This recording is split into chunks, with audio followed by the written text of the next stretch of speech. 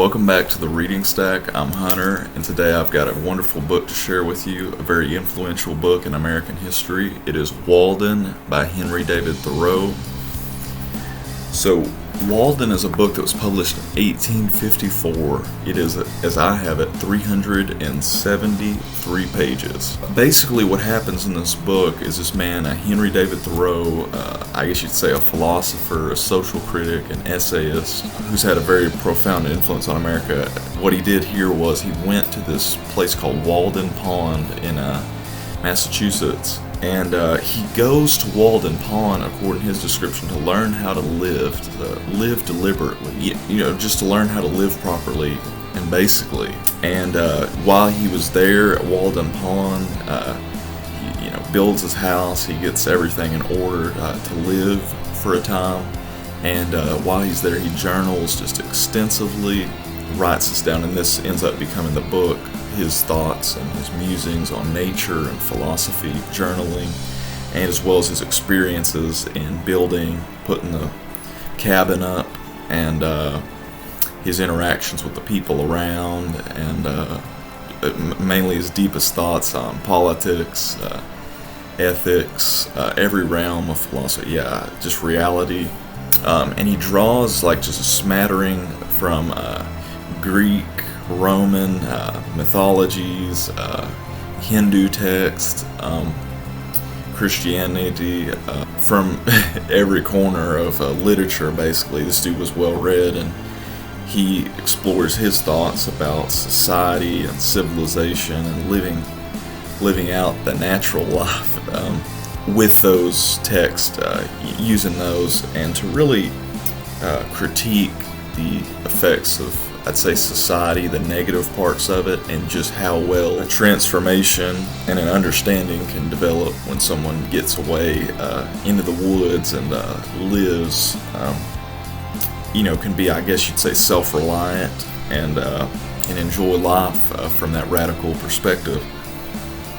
And, I think this book, I may have mentioned already, I think it's a really good social critique. I mean, the dude, like, his tone as you read it's very biting in a way, and its irony, and how he is critiquing people, the way people were living in the Americas at that point in the world, just what they were missing out on, how they were missing the big picture on things.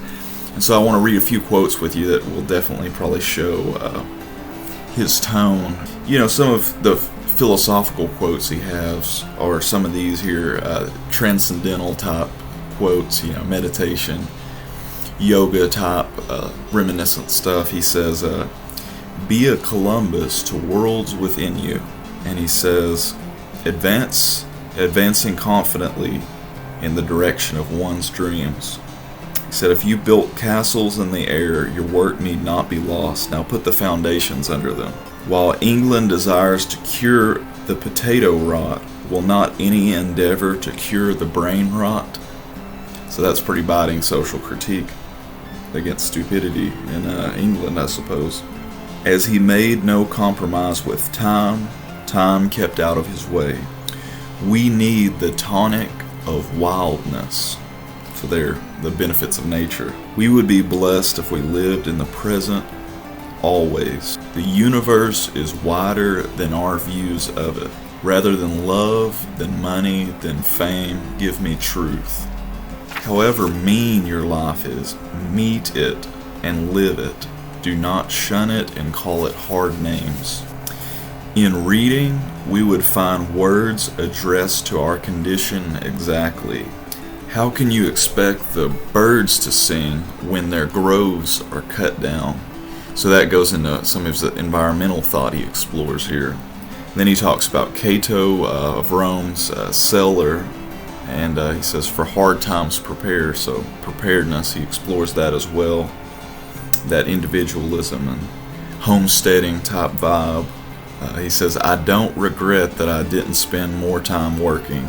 He said, to be alone was something unpleasant. He says, our whole life is startlingly moral.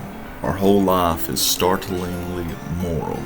We should come home from far, from adventures, perils, and discoveries every day with new experience and character. Rise free from care before the dawn and seek adventures. So this is a book I think that's inspired a lot of people. I know I first heard about it from the awesome film Dead Poet Society with Robin Williams in the 90s. We had to watch that in junior high, I believe, but that was very inspirational use of Walden to inspire those boys to seek life directly and intentionally.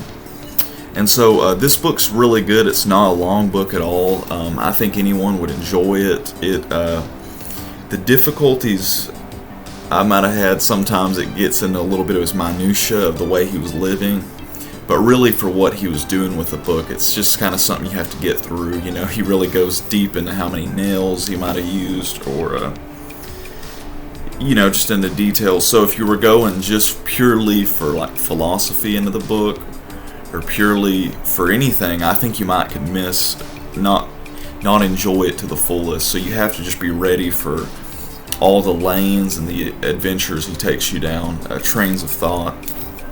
But yeah, this is a really good book, and I think a lot of people have experiences like this where they get overwhelmed or burn out in society and the way they're living life, and then they realize they need to reevaluate, maybe take a sabbatical, and really get repositioned for life. And I think this is what he was doing.